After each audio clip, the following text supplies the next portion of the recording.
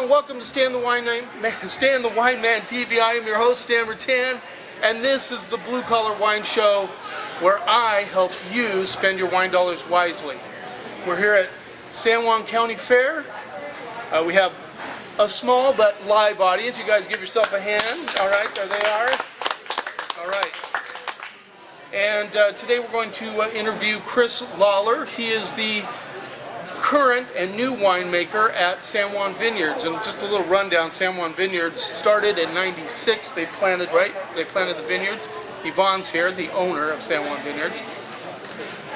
In '96 they planted the vineyards up there. Really had no idea where that would go. I'm pretty sure Steve was kind of ambitious.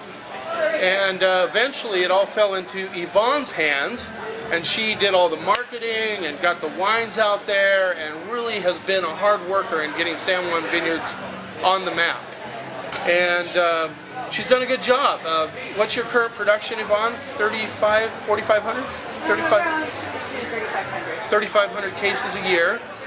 I used to call Chris Lawler Chris 3 because he's the third Chris in a row in the last, since the last Chris, who had the longest tenure as a winemaker, Chris Premis. Prior to Chris, Michael Carr had been the winemaker there. He stayed there for quite a while. How long was Michael there for? 2.5 years. 2.5 years.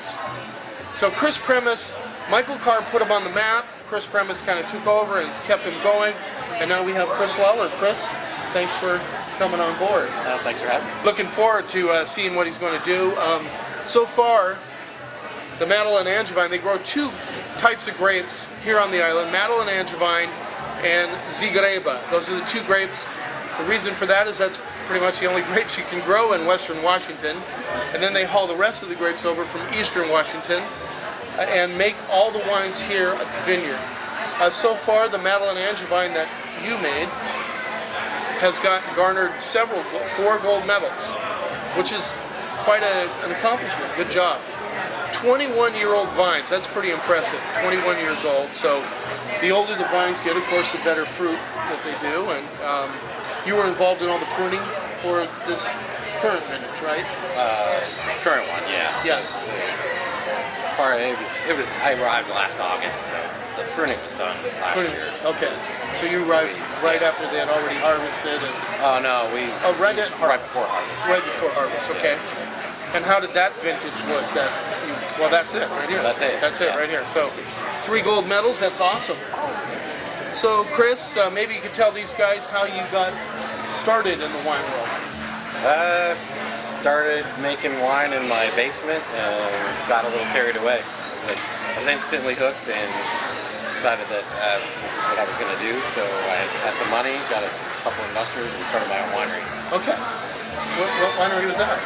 It's called Times 10 Cellars in so you still Dallas, have it? Texas. Yeah. Okay, down in Dallas? Yeah. Wow. See? A vineyard in Alpine, Texas. Alpine, Texas, okay. Yeah. Did somebody buy it from you, or is somebody running it for you down there, or what's going on?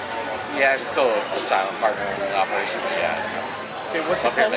Times 10 Cellars. Times 10? Times 10. Okay, perfect for Texas. Right. Think big. Yeah, that's kind of the idea, right. Now, what kind of wines did you make down there? Mostly Rhone and Spanish varietals. Okay. Tempranillo. Tempranillo. Yeah. And where'd you source your grapes? Are they growing quite a few grapes down there? Our own estate vineyard, and then a lot of fruit from California as well. Okay, you hauled it from or did you have somebody pressed it? Some fruit, some pressed, some bulk wine. Yeah, did it all. How long ago was that? That started in 2004. 2004? Yeah. Okay. So how did you find out about what? We don't have, this is just for the camera. You guys having trouble hearing them? Oh, I'm sorry. Nice and loud, Chris. Okay. All right. Can you hear me? Can you hear me? No. Okay. No. Okay, so you have to kind of project for the group. Okay. So, Times 10 Winery in Texas. How did you find out about San Juan Vineyards? Winejobs.com. Winejobs.com. And so you made, that's a big difference, Texas to San Juan. Yeah. I had a brief stint in California and then New Mexico for 6 years. Okay. before coming here, and yeah, I was a desert rat winemaker, and now I'm up here in a totally different climate. Yes. So where'd you work at in New Mexico? Casa Rendena and Sierra Encantada. Casa Rendena and Sierra Encantada. Sierra Encantada. Sierra Encantada. Yeah. And were you the head winemaker there? Yeah. You were the head winemaker there. Okay. That's when you saw winejobs.com. Yep. Got a hold of Yvonne. Right. And here you are. Exactly. Okay. Yeah. So what styles of wine do you like the best? What is your vision for your style of wine? I like real fruit-driven wines, Okay. and texture is really important. Texture, fruit-driven. Yeah. So I don't. Nice and loud. Okay. Yell at him. Yell at him. Yeah. Okay. Yeah, real fruit-driven, fruit-forward. Texture is really important. So, just want them to be approachable. I generally don't like giant, big, overblown wines. Okay. I try to keep the alcohol level down. So,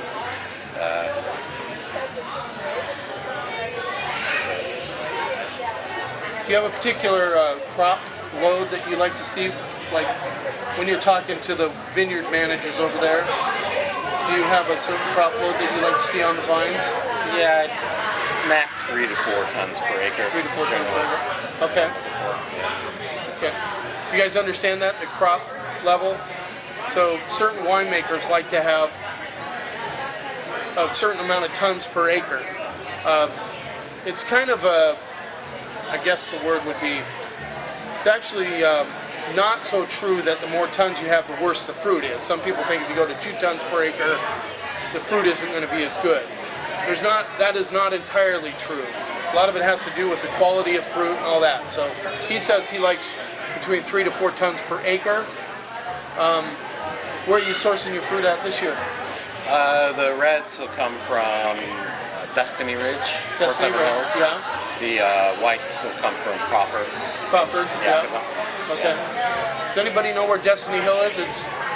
You can actually see the Columbia River from the top of the mountain, and it's on the side that goes to Oregon. So you have to go all the way over Horse Heaven Hills on the backside, and then beautiful place, beautiful fruit. So good stuff up there. Yeah, absolutely. So we're going to try this 4-time gold medal Madeline Angevine, and you, what was your approach to making this wine? I arrived here last August and tried the Madeline and the Zigareba, and I thought they're really interesting, great wines. What I wanted to bring was extra texture to it, so I did surly aging, made sure the fruit was really ripe. We got record ripeness, so there's a little more mouthfeel from the added alcohol. Okay. So we're up in the 12.5% range, where this has normally been in the 11s. Okay. So All really right. adds a nice. Are you guys familiar with surly aging, what that means? That's where you leave the juice on the yeast a little bit longer, so that collects the quality or the texture from the yeast before they strain it off and do all that. So basically that's it, right? So that gives it better mouthfeel. So this is about 12.5%? Yes. Okay. And typically you said it's been around 11 to 11.5%? Typically, yeah. Okay. So you had a little bit of trouble with rain last year around harvest, didn't you? This was harvested in the pouring rain. Pouring rain? Yeah. Okay. This was more rain than we ever get. There was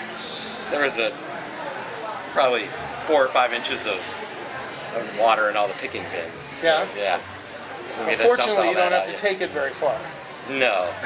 we dump it on a sorting table before it goes in the press. So yeah, the water drained off. But yeah, it was wet. Yeah.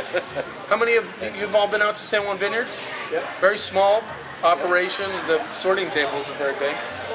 No, we field sorted too. That Oh, you helped a field lot. sorted. Okay. We had All right. some detritus from the rain. So So this has a ton of pear on the nose. yeah. Amazing amount of pear. I'm not sure if I've even tasted this vintage yet. Yeah. Yeah, I reviewed it on YouTube about 4 months ago. Yeah, so I actually reviewed these, and it was a Pinot Gris and the Mat, right? Those are the two that I... Pinot Gris and Chard. Chard. I did not So do the maybe- Madeleine. Yeah. No, it was a Chard Pinot Gris. And I was so relieved that they were good. It's always hard for me to do a YouTube episode.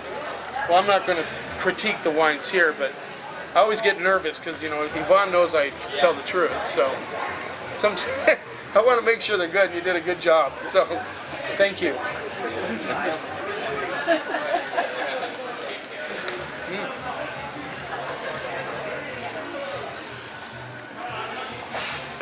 So definitely the texture's there.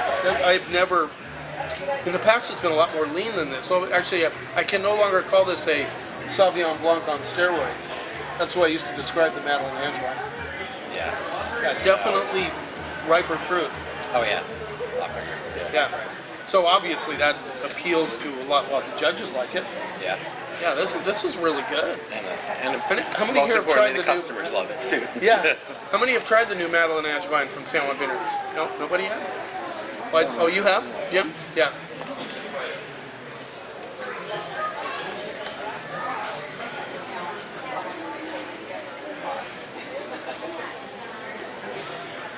So it's a lot of pear in the mouth.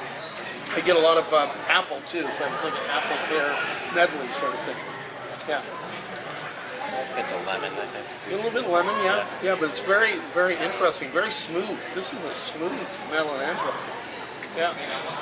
This would be great with salad, any type of salad, ham, chicken. It is really good. So,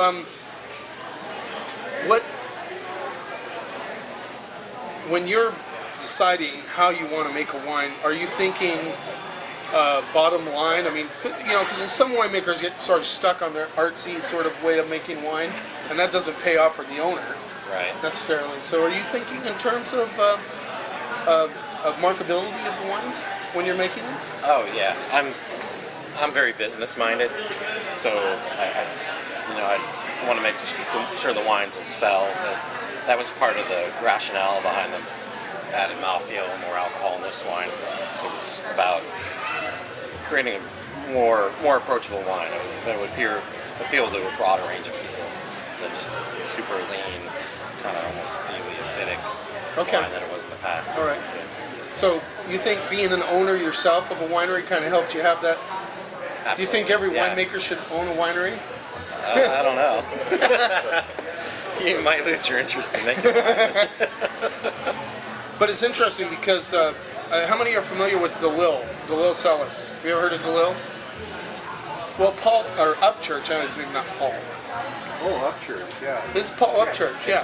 Chris Upchurch, yeah, I think. I don't know, Paul Upchurch. Yeah, another Paul Upchurch lives on Warbass. Chris Upchurch is part owner of DeLille. He actually invested in it. And he's been the winemaker from the very beginning. So I think having ownership of the winery, or in your case, you own the winery down in Texas, or have part ownership, really helps, I think, a winemaker understand that bottom line. You gotta sell the wines. Right. Yeah. You don't compromise quality, but you have to give something that these guys want to drink. Right. Yeah. Good job here. Excellent. Thank you. I think this might be one of the best Madeleines I've tasted. Yeah.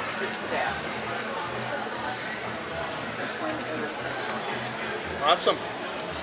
Okay, now this whole new. I got to do a close up. So we'll do it the easy way. That way, last time I did this, I shut the camera off by accident, so it was broken into two pieces.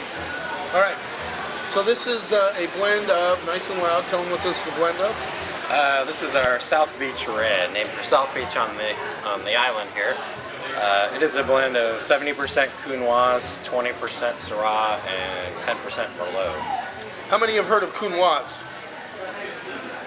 Of course. There is somebody. Yeah. It's a miracle. So here it is. Here's the label. The 2016 South Beach Red, Counoise, Syrah, and what was the other one? Merlot. Merlot. Okay. There you go. So what inspired you to mess with Counoise? Counoise is actually one of the main grapes of the Rhone Valley. They use Counoise a lot in like Côte de Rhône, Chateauneuf de Pape, different wines of the Rhone Valley. So it's really a blending wine. Yeah. I've always achieved this style of wine with Grenache usually.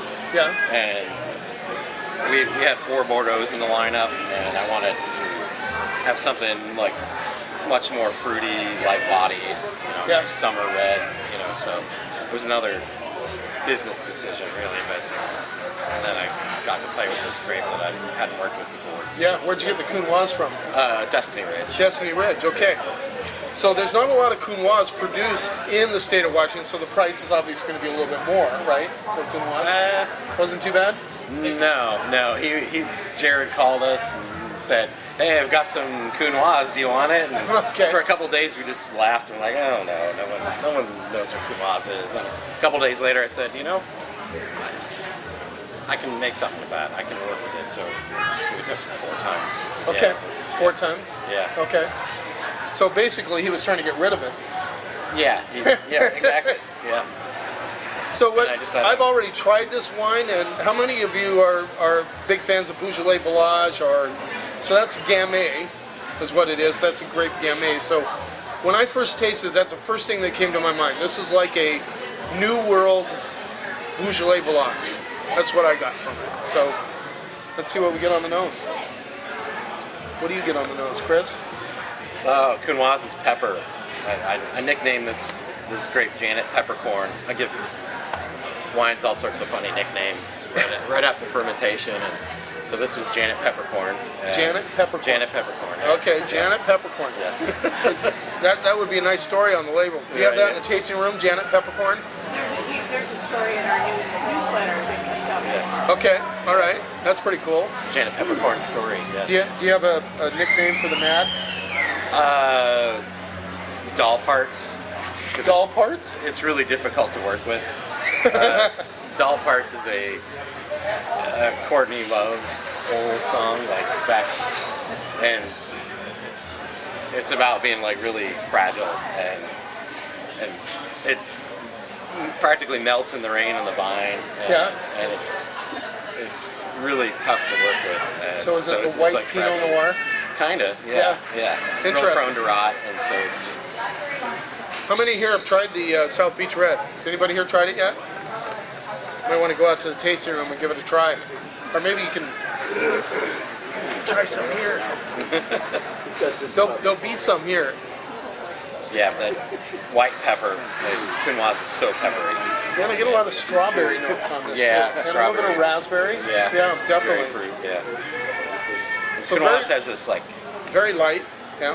really kind of exotic, stemmy perfume. It just fills the winery when it's fermenting. It's like nothing I've smelled before, and it kind of comes across. A lot of licorice on the palate. Yeah. And the pepper comes through big time. This is a great, if you're doing barbecue chicken, this would be perfect with barbecue chicken. It's just nice and spicy, a lot of strawberry, raspberry, and licorice notes, which I find quite interesting. Very much a New World Beaujolais Village. That's where I'd put it, right in that wheelhouse. Do you think that's a good description? Yeah, that's fair. Okay, all right, cool. So you brought a couple of barrel samples that you're working on for release next year, or yeah, March? this will probably get bottled with the white. With the white in March. Yeah. Okay. Let's see what we get here. This is just what? No? This is Syrah, Syrah. 2016. When's the last time you did Syrah, Yvonne? 2006? Years ago, 2007. 7. 7 was the last one. Yeah. And remember, you sold it like crazy. Towards the end. Yeah. Towards the end, yeah. Well, you see, Syrah's coming back, for those of you who don't know. Syrah's actually coming back along with Merlot. For a long time, Syrah left because I believe Australia just plummeted the market with really inexpensive Shiraz, Yellowtail, Jacob's Creek, Lindemans. And it took us wine guys like 5 years to convince them that Shiraz and Syrah were the same thing. Well, by the time they learned that, they were so sick of Shiraz, they quit drinking Syrah too. Shame on us. We should have let them think they were different. You know? But it took, seriously, it took about 3 or 4 years of talking to customers saying, no, Shiraz is Syrah. You know, it's not a different grape. In fact, I think it was actually South Africa that first started calling it Shiraz. Yeah. I think so. Yeah. That was the town that the grape originated from in the Middle East, I guess. Is what I've heard. Yeah. All right. So this is the Syrah. This is 2016 Syrah. 16, yeah. 2016. And this is also sourced from Destiny Ridge. Destiny Ridge. Okay. So this is a barrel sample, so it hasn't gone through the full process of aging yet. When do you'll put this in bottle in March? So. And what do you use any oak on this? Yeah, it's all in French oak. French oak? Mostly neutral. Mostly neutral French oak, okay. So, just so you guys know, how, well, right now, because the euro is even with the dollar, French oak has to be going for, what, about 800, 700, 800 a barrel right now? But when the euro was strong, it was about $1,000 a barrel.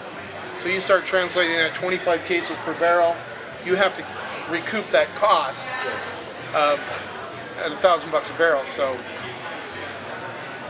from what I heard, Yvonne, you're starting to get some new barrels in. We are going to get some new barrels. All right, yeah. awesome. You excited about that? Oh yeah. Yeah, absolutely. Did you use new oak in Texas? Yeah, a little bit. Yeah, a little bit of new oak. Yeah, it's a lot of Vicard. It's probably my favorite Cooper. Ricard? Vicard. Vicard. Yeah. Okay. All right. So this is like intensely dense on the nose. Like, Yeah. Yeah. It's big. Yeah. I call this one Lola. Lola? Yeah. It's Like after the whale? No. Okay. No, after like the transvestite and the Kinks song. Yeah. Because it's just really in your face. So this has actually kind of almost a little bit of a raisin element on the nose. Touch, yeah. A lot of blueberry too, which is a very much a characteristic of Syrahs to have blueberry. So that's good that it has blueberry. So I'm getting a little blueberry, raspberry, a little bit edge of raisin. Does that sound? Yeah. We don't use raisin anymore. Everybody stays away from it. Say ripe currants. But you know, I'm not PC, so I still say raisin or prune. It's not a bad thing to say that. But if I were writing about it on the blog, I'd say ripe currants. It's kind of silly. What do you get? Yeah, initially, I think it's probably faded a little bit right up front after fermentation. It was cherry cola notes, and that's what made me think of that song, like Lola. Lola, yeah, with the cherry cola line in it. Yeah, so it was. Don't ask me to dance. No. Okay. Yeah. Me either. And I'll stop singing, I promise.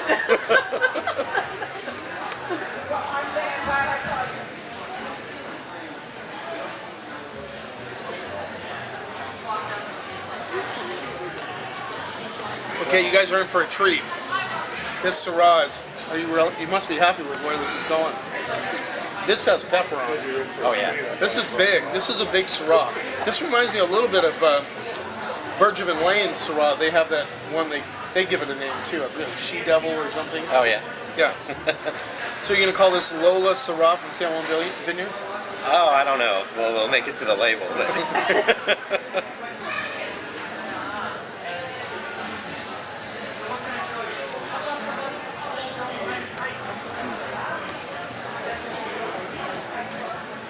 I'm excited about this one.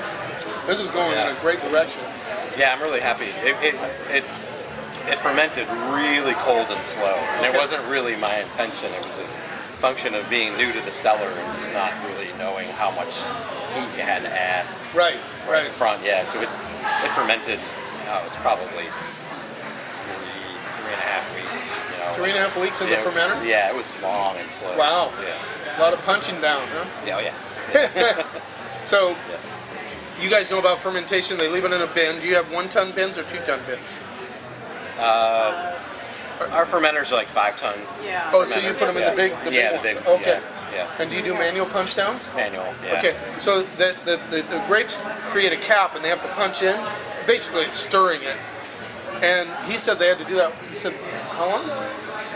This one is probably 3.5 weeks. 3.5 weeks. Now, normally it's about about a week and a half, isn't it?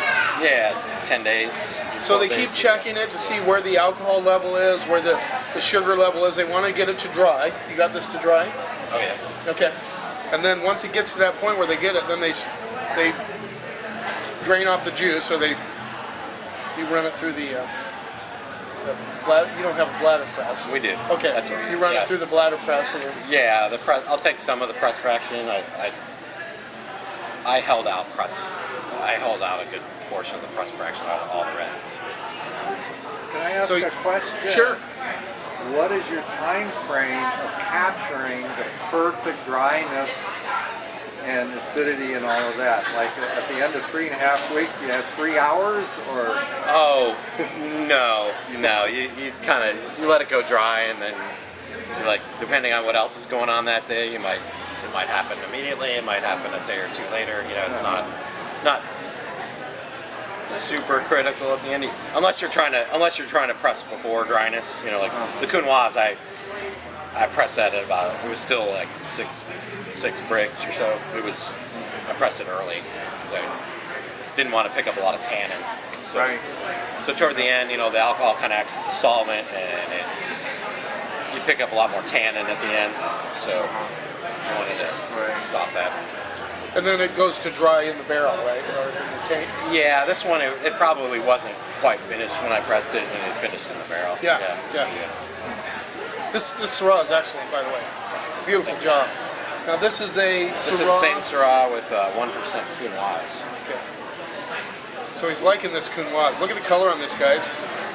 That's pretty impressive. Can you see that? That's pretty deep color. So it's amazing what 1% will do to a wine. Yeah. It's crazy. Right. In fact, I can smell the Counoise in this. Right. Yeah. Because it's so aromatic. Yeah. Okay. Yeah. It just amps up the pepper a lot. Yeah, and there's a more floral. I get a lot of red flowers on this one that I did not get on this straight up Syrah. Right. So are you going to experiment on the blending of the Counoise with the Syrah? Well, that's what I started playing with this just yesterday, and I'm like, that was kind of interesting, so I brought it. It still has that raisin note to it. You get that for sure. But this is definitely more the floral. floral, the violet. Yeah, The violet. definitely comes through big time.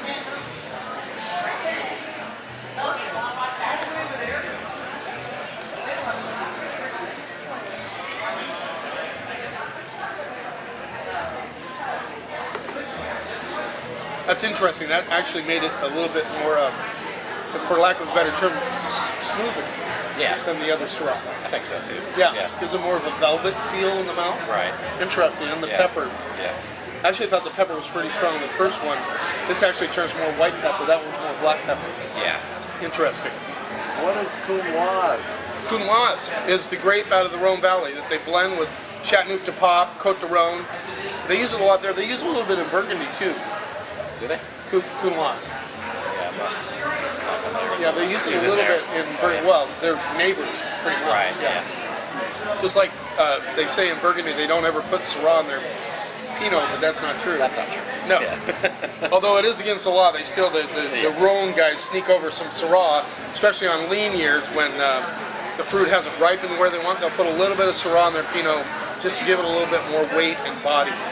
Not up in Nuit St. George, but more down in the Côte d'Or area. Down there. Right. Yeah. Yeah. Well, awesome, Chris. I'm really looking forward to the bottling this. I think you guys should try this when you guys need to try this. It's pretty good stuff. So anyway, excellent job. Looking forward to working with you in the future.